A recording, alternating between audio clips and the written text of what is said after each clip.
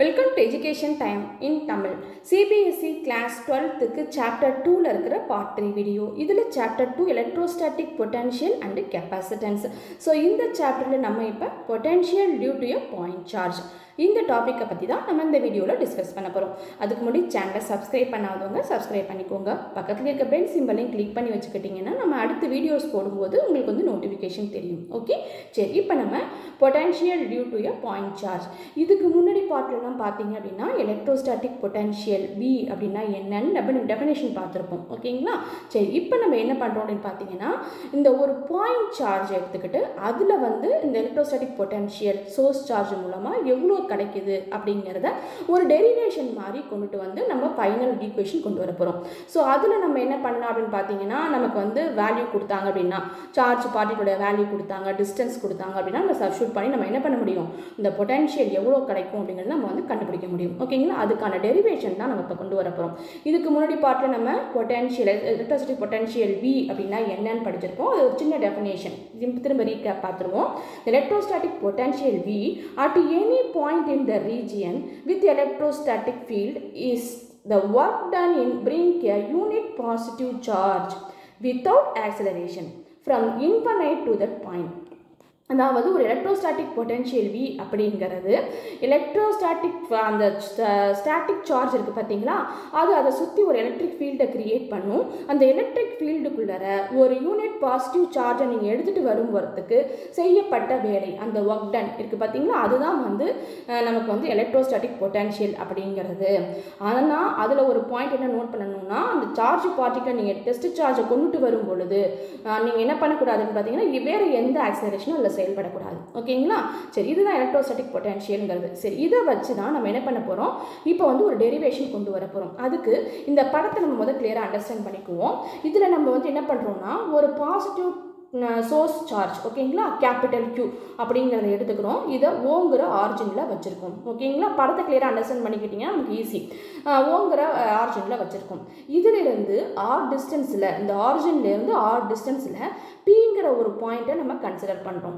இந்த Pங்கிற பாயிண்டில் தான் நம்ம வந்து டெஸ்ட் சார்ஜை கொண்டுட்டு வர போகிறோம். ஓகேங்களா, நம்ம எடுத்துக்கிட்ட சோர்ஸ் சார்ஜ் வந்து பாசிட்டிவ், இது அப்போ சுற்றி எலக்ட்ரிக் ஃபீல்டை வந்து கிரியேட் பண்ணோம். ஸோ இந்த எலக்ட்ரிக் ஃபீல்டில் இருக்கக்கூடிய ஒரு பாயிண்ட்டு தான் Pங்கிற ஒரு பாயிண்ட். இந்த Pங்கிற பாயிண்ட்டுக்கு நம்ம ஒரு டெஸ்ட் சார்ஜை கொண்டு வர போகிறோம். எங்கிருந்து, இன்ஃபைனைட் டிஸ்டன்ஸ்லேருந்து கொண்டுட்டு வர போகிறோம். எங்கே, Pங்கிற பாயிண்ட்டு கொண்டு வர போகிறோம். இந்த Pங்கிற பாயிண்ட் எங்கே இருக்குது, இந்த ஆரிஜின்லேருந்து R டிஸ்டன்ஸில் இருக்குது. ஓகேங்களா, சரி, இதை தான் நம்ம வந்து என்ன பண்ண போகிறோம், சென்டென்ஸாக எழுதியிருக்கோம். ஜஸ்ட் ஒரு தடவை படிச்சிருவோம். Consider the point charge Q at the origin. So ஒரு point charge Q வந்து ஆரிஜினில் எடுத்துக்கிட்டோம். Take Q to be positive. ஆமாம், பாசிட்டிவ் சார்ஜ் தான் நம்ம எடுத்திருக்கோம்.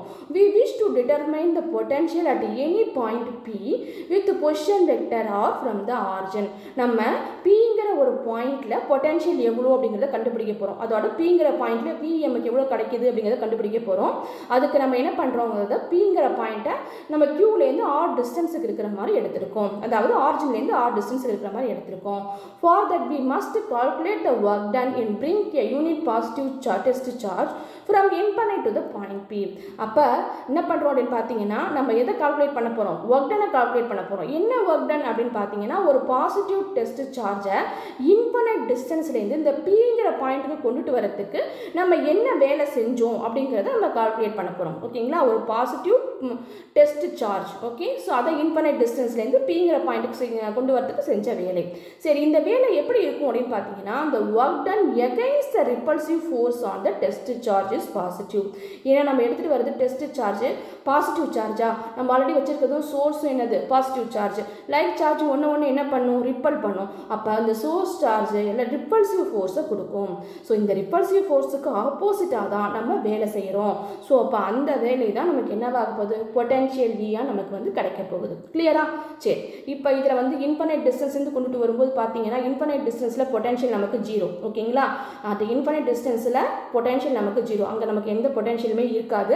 ஸோ அதே நேரத்தில் பார்த்தீங்கன்னா நம்ம எடுத்து வரக்கூடிய பாயிண்ட் சார்ஜ் வந்து பாசிட்டிவ் அப்படின்னு சொன்னோம். அதே மாதிரி +1 கூலும், நமக்கு புக்கில் வந்து இந்த படத்துலேயே அவங்க வேல்யூ கொடுத்துருப்பாங்க. +1 கூலும் ஜாயிண்ட் சார்ஜ் நம்ம எடுத்து வர போகிறோம் அப்படின்னு. ஓகேங்களா, ஸோ அதையும் நம்ம வந்து கிளியராக அண்டர்ஸ்டாண்ட் பண்ணிக்கோங்க. ஓகே, சரி, இப்போ அடுத்தது நம்ம என்ன பண்ணுறோம் அப்படின்னு பார்த்தீங்கன்னா இதில் ஒரு ஒரு சின்ன ஒரு பாயிண்ட் கொடுத்துருப்பாங்க, ஜஸ்ட் நீங்கள் தெரிஞ்சுக்கிட்டா போதும். இது என்ன அப்படின்னு பார்த்தீங்கன்னா ஆல்ரெடி நான் சொல்லியிருப்பேன் இதுக்கு முன்னாடி வீடியோலேயே. Since work done is the independent of the path. நீங்கள் செய்யக்கூடிய வேலை அந்த பாசிட்டிவ் டெஸ்ட் சார்ஜ் எடுத்துகிட்டு பார்த்தீங்களா, அந்த செய்யறதுக்கு நீங்கள் செய்யக்கூடிய வேலை வந்து பாதையை பொறுத்து இல்லை. அப்படின்னா என்ன அர்த்தம்னா we choose the convenient path along the radial direction from the infinite to the point P. அந்த இன்ஃபைனைட் டிஸ்டன்ஸ்லேருந்து இந்த பாயிண்ட் பிக்கு நீங்கள் டெஸ்ட் சார்ஜ் கொண்டு வரணும்ல, அந்த கொண்டு வரக்கூடிய வேலை வந்து எந்த பாதையில் வேணாலும் நீங்கள் கொண்டு வரலாம். ஓகேங்களா, பாதையை பொறுத்து இல்லை. ஓகேங்களா, ஸோ அதோட ரேடியல் பாத்தில் நீங்கள் எந்த பாத்தில் வேணாலும் கொண்டுட்டு வரலாம் அப்படின்னு சொல்லியிருப்பாங்க. ஜஸ்ட் நீங்கள் தெரிஞ்சுக்கிட்டா போதும். ஓகே, சரி. இப்போ நம்ம என்ன பண்ணுறோம்னா at some intermediate point P dash on the path the electrostatic force on the unit positive charges. இப்போ நம்ம இந்த பாசிட்டிவ் டெஸ்ட் சார்ஜ் +1 கூலுமை நம்ம இந்த பிங்கிற பாயிண்ட்டை கொண்டுட்டு வரதுக்கு முன்னாடியே நம்ம என்ன பண்ணுறோம்னா பி டேஷுங்கிற ஒரு பாயிண்ட்டை கன்சிடர் பண்ணுறோம். இதில் நம்ம கொண்டு வரக்கூடிய பாதையில் பி டேஷுங்கிற ஒரு பாயிண்ட்டை கன்சிடர் பண்ணுறோம். ஸோ அந்த பாயிண்டில் இந்த பொட்டன்ஷியல், அதாவது டெஸ்ட் சார்ஜ் 1 கூலும்க்கு பொட்டன்ஷியல் எவ்வளோ கிடைக்குதுன்னு கால்குலேட் பண்ண போகிறோம். ஏன் நம்ம வந்து பி டேஷுங்கிற பாயிண்ட்டை கன்சிடர் பண்ணணும் அப்படின்னு பார்த்தீங்கன்னா இன்ஃபைனைட் டிஸ்டன்ஸ்லேருந்து நம்ம இன்ஃபைனைட் டிஸ்டன்ஸில் நம்ம பொட்டன்ஷியலே இல்லைன்னு சொல்லிட்டோம் இல்லைங்களா. இன்ஃபைனைட் டிஸ்டன்ஸ்லேருந்து கொண்டுட்டு வந்துட்டு இருக்கும்போது அந்த பாதையில் பி டேஷுங்கிற இடத்துல வரும்போது அது அந்த டெஸ்ட் சார்ஜ் அப்போ தான் ஃபஸ்ட்டு ஃபோர்ஸை ஃபீல் பண்ண ஆரம்பிக்குது. என்ன ஃபோர்ஸை? ரிப்பல்சிவ் ஃபோர்ஸை. எதனால்? இந்த சோர்ஸ் சார்ஜ்னால் கிடைக்கக்கூடிய ரிப்பல்சிவ் ஃபோர்ஸை இந்த பி டேஷுங்கிற பாயிண்டில் தான் அந்த டெஸ்ட் சார்ஜ் ஃபீல் பண்ணவே ஆரம்பிக்குது அப்படின்னு வச்சுக்கோங்க. ஓகேங்களா, அப்போ அந்த எந்த இடத்துல அதோட ரிப்பல்சிவ் ஃபோர்ஸ் ஸ்டார்ட் ஆக ஆரம்பிக்குதோ அதே இடத்துலையே நமக்கு எவ்வளோ ஃபோர்ஸ் கிடைக்குது அப்படின்னு நம்ம கண்டுபிடிச்சிட்டோம்னா நம்ம இங்கே பீக்கு கொண்டு வரத்துக்கு செய்யப்பட்ட வேலையை நம்ம வந்து என்ன பண்ணலாம், இன்டகிரேட் பண்ணி கண்டுபிடிச்சிடலாம். எப்படின்னு நான் உங்களுக்கு ஸ்டெப் பை ஸ்டெப்பாக சொல்கிறேன். இப்போ வந்து இந்த பாதையில் நம்ம இன்னொரு பாயிண்ட்டை கன்சிடர் பண்ணியிருக்கோம், அது பி டேஷ். ஓகேங்களா, சரி. இப்போ நம்ம இங்கே வரும்பொழுதே அதோட ஃபோர்ஸ் என்ன அப்படிங்கிறத கண்டுபிடிக்க போகிறோம். ஓகே, சரி. ஏதாவது இன்ஃபைனைட் டிஸ்டன்ஸ்லேருந்து ஒரு 1 கூலுமை வந்து இங்கே நம்ம இந்த பாயிண்ட் நம்ம கொண்டு வரும்போதே ஃபோர்ஸ் வந்து கண்டுபிடிக்க போகிறோம். சரி, இந்த பாயிண்ட் எங்கே இருக்குது அப்படின்னு பார்த்தீங்கன்னா ஆர்ஜின் ஓ, அதாவது சோர்ஸ் சார்ஜிலேருந்து ஆர் டேஷ் டிஸ்டன்ஸில் இருக்குது. ஓகேங்களா, இதை மட்டும் நம்ம நோட் பண்ணிக்கணும், ஆர் டேஷ் டிஸ்டன்ஸில் இருக்குது. ஓகே, சரி. இது நமக்கு ஃபஸ்ட்டு ஈக்குவேஷன் வந்து புக்கில் நமக்கு இது கொடுத்துருப்பாங்க. இந்த ஈக்குவேஷன் எப்படி வந்துச்சு அப்படின்னு பார்த்தீங்கன்னா ஃபோர்ஸுக்கு, அதாவது ஃபோர்ஸுக்கு கூலும் ஒரு ஈக்குவேஷன் கொடுத்தாருல்ல, அதே மாதிரி தான் நம்ம இப்போ செய்யக்கூடிய வேலையும் இருக்குது. என்ன இருக்குது? கூட என்ன ஈக்குவேஷன் கொடுத்தாரு? Q1 Q2ங்கிற 2 சார்ஜ் பார்ட்டிகல் லைட் சார்ஜாக இருக்கலாம், பாசிட்டிவ் நெகட்டிவ் எது வேணாலும் இருக்கலாம். ஸோ அந்த மாதிரி எடுத்துக்கிட்டோம் அப்படின்னா நம்ம கிடைக்கக்கூடிய ஃபோர்ஸ் எப்படி இருக்கும் அப்படின்னு பார்த்தோம்னா அந்த 2 சார்ஜ் பார்ட்டிகளோட வேல்யூவை மல்டிபிள் பண்ணோம்னா அதுக்கு டைரக்ட் ப்ரொபோஷனலாக இருக்கும். 2 சார்ஜ் பார்ட்டிகளும் வச்சுக்கூடிய டிஸ்டன்ஸோட ஸ்கொயர் வேல்யூக்கு இன்வெர்ஸ் ப்ரொபோஷனலாக இருக்கும். இதுதானே இந்த ஃபோர்ஸ். இதே மாதிரி தான் நம்மளும் இப்போ 2 சார்ஜ் பார்ட்டிகல் எடுத்திருக்கோம், ரெண்டுமே லைட் சார்ஜ் பார்ட்டிகல் Q1 Q2ன்னு வச்சுக்கலாம். ஸோ அதே மாதிரி ஒரு பர்டிகுலர் டிஸ்டன்ஸில் நமக்கு பிரித்து இந்த பி டேஷ்ங்கிற பாயிண்டில் வச்சுருக்கோம், அந்த தான் கண்டுபிடிக்க போகிறோம் ஃபோர்ஸை. ஸோ அதனால் அந்த டிஸ்டன்ஸை வந்து R² நம்ம கன்சிடர் பண்ணிக்க முடியுமா? சரி, அதோட கம்பேர் பண்ணி பார்த்துக்கலாமா? சரி, அதனால் எஃப்சி இந்த கூலும் ஃபோர்ஸ் தான் அது. ஓகேங்களா, அந்த ஈக்குவேஷன் கூலும் ஃபோர்ஸ்லேருந்து தான் வந்துச்சு. சரி, இப்போ வந்து நம்ம ஒரு சார்ஜ் சோர்ஸ் சார்ஜ் வந்து ஒரு சார்ஜ் Q1 வச்சுக்குவோம், அதுதான் கேபிட்டல் Q நமக்கு இல்லைங்களா. அந்த Q1க்கு பதிலாக அந்த கேபிட்டல் Qவை சப்ஸ்டிட்யூட் பண்ணிக்கிட்டோம், ஏன்னா அது சோர்ஸ் சார்ஜ் சப்ஸ்டிட்யூட் பண்ணியாச்சு. Q2க்கு பதிலாக டெஸ்ட் சார்ஜை கன்சிடர் பண்ணுவோம். டெஸ்ட் சார்ஜுக்கு நமக்கு வேல்யூவே தெரியும், அதனால நம்ம வேல்யூவே போட்டுடலாம், 1 கூலும் இல்லைங்களா, அதனால் 1ன்னு போட்டுடலாமா? Okay, divide by 4πε0. இந்த 4πε0ங்கிறது என்னது? Constant term. கேன்னு போட்டிருப்பார்ல அவர், கான்ஸ்டன்ட் டேம். அந்த கான்ஸ்டன்ட் டேம் தான் 4πε0. இது உங்களுக்கு கஷ்டமாக ஆகுச்சுன்னா ஈக்குவேஷன் ஃபுல்லாக கேவே கொண்டு வாங்க. ஃபைனல் ரிசல்ட்டில் வந்து நீங்கள் 1/4πε0 சப்ஸ்டிட்யூட் பண்ணிக்கோங்க. ஓகேங்களா, சரி. நம்ம புக்கில் கொடுத்துருக்காங்களே, நான் அதே மாதிரி டெரிவேஷன் போட்டுட்டு வரேன் உங்களுக்கு. சரி, இப்போ வந்து நமக்கு வந்து R²ங்கிறது என்னது? இந்த R²க்கு பதிலாக டிஸ்டன்ஸ். ஏன்னா நம்ம சோர்ஸ் சார்ஜ் வந்து பி டேஷ்ங்கிற பாயிண்ட் தான் நம்ம கன்சிடர் பண்ணுறோம். பீக்கு இன்னும் வரவே இல்லை நம்ம. ஓகேங்களா, பீக்கு வரல, அதனால ஆர் நம்ம எடுக்கக்கூடாது. R', ஏன்னா ஆரிஜின்லேருந்து ஆர் டேஷ் டிஸ்டன்ஸில் தான் இருக்குது, அதை தான் நம்ம எடுத்துக்கணும். ஓகேங்களா, R'². இது வந்து R' யூனிட் வெக்டர்னு சொல்லுவோம். ஸோ என்ன டேரக்ஷன் இருக்கு இல்லையா, அதனால் யூனிட் வெக்டர் சொல்லுவோம். யூனிட் வெக்டரோட வேல்யூ வந்து 1 இல்லைங்களா. ஸோ இது 1 ஆகிடும், அதனால் நம்ம அடுத்த ஈக்குவேஷன் கொண்டு வரும்போது கன்சிடர் பண்ண தேவையில்லை. ஓகேங்களா, இதுதான் நமக்கு ஃபர்ஸ்ட் ஈக்குவேஷன். கிளியர்? சரி, இப்போ நம்ம வேலை ஒர்க் டன் கொண்டு வர போகிறோம். ஓகேங்களா, ஃபோர்ஸ் நமக்கு தெரியும், இப்போ ஒர்க் டன் கொண்டு வர போகிறோம். ஒர்க் டனுக்கு நமக்கு என்ன ஃபார்முலா? ஸோ இந்த இடத்துல இப்போ நான் ஒர்க் டன் ஃபார்முலா போகிறதுக்கு முன்னாடி ஒரு விஷயத்தை நல்லா நோட் பண்ணிக்கோங்க. இந்த பி டேஷ்ங்கிற பாயிண்ட்டுக்கு இப்போ டெஸ்ட் சார்ஜ் வந்துருச்சு. என்ன வந்துருச்சு? 1 கூலும் டெஸ்ட் சார்ஜ் வந்து பி டேஷ்ங்கிற பாயிண்ட்டுக்கு வந்துருச்சு. ஸோ இப்போ நம்ம என்ன பண்ண போகிறோம்? பிங்கிற பாயிண்ட்டுக்கு கொண்டுட்டு வரணுங்கிறதுக்காக நம்ம இந்த டைரக்ஷனில் நகர்த்த போகிறோம். ஓகேங்களா, ஸோ இந்த டைரக்ஷனில் படத்தை பார்த்துக்கோங்க, இந்த டைரக்ஷன் நகர்த்த போகிறோம். இது எவ்வளோ டிஸ்டன்ஸு? ΔR' டிஸ்டன்ஸ்னு வச்சுக்கோங்க. ΔR' நகர்த்த போகிறோம். நகர்த்தும் போது இந்த சோர்ஸ் சார்ஜ் சும்மா இருக்குமா, நம்மளுக்கு ரிப்பல் பண்ணும் இல்லைங்களா. ஸோ இப்போ நம்ம எந்த டிஸ்டன்ஸ் நகர்த்துறோமோ அதே அளவு டிஸ்டன்ஸில் நமக்கு ரிப்பல் பண்ணும். ஓகேங்களா. ஸோ அப்போ நம்ம நகர்த்தக்கூடிய டிஸ்டன்ஸ் இந்த சைடு இருக்கும், அது அது அது அது தள்ளக்கூடிய கொடுக்கக்கூடிய ஃபோர்ஸ் வந்து இந்த டைரக்ஷன் இருக்கும். ஓகேங்களா. ஸோ அப்போ ஒன்றுக்கு ஒன்று ஆப்போசிட் டைரக்ஷனில் இருக்குமா. ஓகேவா. இதை நல்லா ஞாபகம் வச்சுக்கோங்க. ஸோ இதுதான் நம்ம வந்து நகர்த்தின டிஸ்டன்ஸ், இதே அளவு ஈக்குவலான டிஸ்டன்ஸ் இது ஃபோர்ஸை கொடுத்து இந்த பக்கம் தள்ளும். இது ரெண்டையும் ஞாபகம் வச்சுக்கோங்க. ஓகேங்களா. ஏன்னா நமக்கு இந்த ஈக்குவேஷனுக்கு நமக்கு யூஸ் ஆகும். டெல் டபிள்யூ இப்போ நம்ம செஞ்ச வேலை எதுக்கு, இந்த R dash del R dash distance நம்ம நகர்த்துறதுக்கு செஞ்ச வேலை டெல் டபிள்யூ. கொஞ்சம் டிஸ்டன்ஸ் தான், நம்ம ஃபுல் டிஸ்டன்ஸ் நகர்த்தல, பீக் கொண்டுட்டு வரல. ஓகேங்களா. பீக் கொண்டு வந்தாலும் டபிள்யூ நம்ம கொஞ்சம் தான் நகர்த்திருக்கோம். அப்போ டெல் ஆர் டபிள்யூ. ஓகேங்களா. Del W equal to force. என்ன ஃபோர்ஸு, அந்த சோர்ஸ் சார்ஜ் கொடுத்த ஃபோர்ஸு, அதுதான் கூலும் ஃபோர்ஸ் நமக்கு இல்லைங்களா. Force into displacement. டிஸ்பிளேஸ்மெண்ட் எவ்வளவு, நமக்கு கொஞ்சம் தான் நகர்த்திருக்கோம், அதனால டெல் ஆர் டேஷ் டிஸ்பிளேஸ்மெண்ட். ஓகேங்களா. இந்த ஈக்குவேஷன் புரிஞ்சிச்சா. சரி, இந்த ஈக்குவேஷன்லேருந்து தான் நம்ம என்ன பண்ண போகிறோம் அப்படின்னு பார்த்தீங்கன்னா del W equal to dot product இல்லையா. அதனால் நம்ம என்ன பண்ணலாம், force into displacement into cos theta. ஓகேங்களா. டாட் ப்ராடக்ட் காஸ் தீட்டா நமக்கு வரும். ஓகேங்களா. ஸோ அப்போ del W equal to cos தீட்டாவோட வேல்யூ என்ன, நமக்கு நம்ம நகர்த்தினது இந்த டைரக்ஷன், அதை கொடுத்த ஃபோர்ஸு இந்த டைரக்ஷன், அப்போ ஒன்றுக்கு ஒன்று ஆப்போசிட். அப்போ இங்கே ஆங்கிள் நமக்கு வந்து 180 டிகிரி. ஓகேங்களா. ஸோ அப்போ காஸ் 180யோட வேல்யூ என்னப்பா, காஸ் 180யோட வேல்யூ -1 இல்லைங்களா. ஸோ அப்போ minus F coulomb force into del R dash. So இந்த மைனஸ் எப்படி வந்துச்சு அப்படின்னு உங்களுக்கு எக்ஸ்பிளைன் பண்ணதுக்கு தான் நான் இந்த ஈக்குவேஷனே போட்டு கொண்டு வந்திருக்கேன். ஓகேங்களா. ஸோ மற்றபடி இது எல்லாமே இந்த ஈக்குவேஷனை அப்படியே கீழே இறக்கிக்கலாம். ஓகே. ஸோ இந்த நெகட்டிவ் சைன் எப்படி வந்துச்சுன்னு உங்களுக்கு தெரியணும். ஏன்னா ஒன்றுக்கு ஒன்று ஆப்போசிட், நம்ம நகர்த்தின டைரக்ஷன் ஒன்று, அது கொடுத்த ஃபோர்ஸ் ஒன்று, ஃபோர்ஸும் டைரக்ஷனும் ஃபோர்ஸும் டிஸ்பிளேஸ்மெண்ட்டும் ஒன்றுக்கு ஒன்று ஆப்போசிட்டாக இருந்துச்சு, அதனால நமக்கு 180 டிகிரி, அதனால தான் நெகட்டிவ் சைன் நமக்கு வந்துச்சு. ஓகே. சரி, மீதியெல்லாம் நம்ம இதை அப்படியே இறக்கிட்டோமா. Q4πε0 இங்கே ஒன்றுங்கிறதெல்லாம் மல்டி பண்ணால் அதே தான் வரப்போகுது. ஆர் டேஷ் ஸ்கொயர், இங்கே வந்து டிஸ்பிளேஸ்மெண்ட் டெல் ஆர் டேஷ். ஓகேங்களா. ஃபோர்ஸ் இன்டூ டிஸ்பிளேஸ்மெண்ட் தானே ஒர்க் நமக்கு. ஓகேங்களா. So del R dash. Okay. Equation 2 எப்படி வந்துச்சுன்னு புரிஞ்சிச்சா. ஓகே. சரி, இதை நம்ம இப்போ என்ன பண்ண போகிறோம், இது டெல் டபிள்யூ அந்த கொஞ்சம் டிஸ்டன்ஸுக்கு. ஓகேங்களா. இப்போ பிகே நம்ம கொண்டு வர போகிறோம், டோட்டல் ஒர்க் டன் கண்டுபிடிக்க போகிறோம். டோட்டல் ஒர்க் டன் கண்டுபிடிக்கணும்னா டபிள்யூ ஈக்குவல் டு இதை இன்டகிரேட் பண்ணால் டோட்டல் ஒர்க் டன் கிடச்சிருமா. ஓகேங்களா. செகண்ட் ஈக்குவேஷனை இன்டகிரேஷன் பண்ண போகிறோம். எப்படி இன்டகிரேஷன் பண்ணுறது, நெகட்டிவ் சைன் அப்படியே நமக்கு இருக்குது. சரி, எதை வச்சு இன்டகிரேஷன் பண்ண போகிறோம், நம்ம இன்ஃபைனைட் டிஸ்டன்ஸ்லேருந்து இந்த ஆர் டிஸ்டன்ஸுக்கு, ஏன்னா அதை பிங்கிற பாயிண்ட் கொண்டு வர போகிறோம், அதான் டோட்டல் ஒர்க்கு. ஸோ அப்போ ஆறுங்கிற டிஸ்டன்ஸுக்கு நம்ம கொண்டு வர போகிறோம். அப்போ இன்ஃபைனைட் டு ஆர் தான் லிமிட் நமக்கு. So integral r to infinitive into இதை அப்படியே நம்ம கொண்டு வந்துட்டோம். இந்த டெல் ஆர் டேஷ் இன்டகிரேஷன் பண்ணதுனால டி ஆர் டேஷ்னு போட்டுக்கலாம். ஓகேங்களா. ஒன்றும் டிஃப்ரென்ஸ் இல்லை ரெண்டுக்குமே. ஓகேங்களா. ஸோ டி ஆர் டேஷ்னு போட்டுக்கலாம். Okay, clear. ஸோ இந்த ஈக்குவேஷன் எப்படி வந்துச்சு உங்களுக்கு புரிஞ்சிச்சா. ஓகே. இப்போ அடுத்த ஈக்குவேஷன் பார்த்தீங்க அப்படின்னா இதை நான் திரும்ப அப்படியே எழுதியிருக்கேன், ஏன்னா அதை நம்ம கண்டினியூ பண்ணுங்கிறதுக்காக இது அப்படியே ஃபஸ்ட்டு ஸ்லைடில் உள்ளது தான் அப்படியே எழுதியிருக்கேன். ஓகேங்களா. சரி, இப்போ நமக்கு புக்கில் வந்து பார்த்தீங்கன்னா இதை கண்டினியூ பண்ணி அப்படியே வரிசையாக 2 ஈக்குவல் டு போட்டு இந்த ஈக்குவேஷனில் கொண்டு வந்திருப்பாங்க. ஸோ இது எப்படி வந்துச்சுன்னு கிளியராக எக்ஸ்பிளைன் பண்ணிடுறேன். இது வந்து பார்த்தீங்கன்னா டபிள்யூ, இதை நான் இதே ஈக்குவேஷன் தான், மைனஸ் நமக்கு இருக்குது Q/4πε0. நம்ம எதை இதெல்லாம் கான்ஸ்டன்ட் டேம்னால நான் வெளியில் எடுத்துட்டேன். ஓகேங்களா. இதெல்லாம் கான்ஸ்டன்ட் டேம் வெளியில் எடுத்துட்டேன். எதை மட்டும் நம்மளால் இன்டெகிரேட் பண்ண முடியும்னு பார்த்தீங்கன்னா இந்த கீழே இருக்குது பார்த்தீங்களா, R dash square D R dash, இதுதான் நம்மளால இன்டெகிரேட் பண்ண முடியும். ஓகேங்களா. அதை மட்டும் தான் தனியாக எடுத்து எழுதியிருக்கேன். ஓகேங்களா.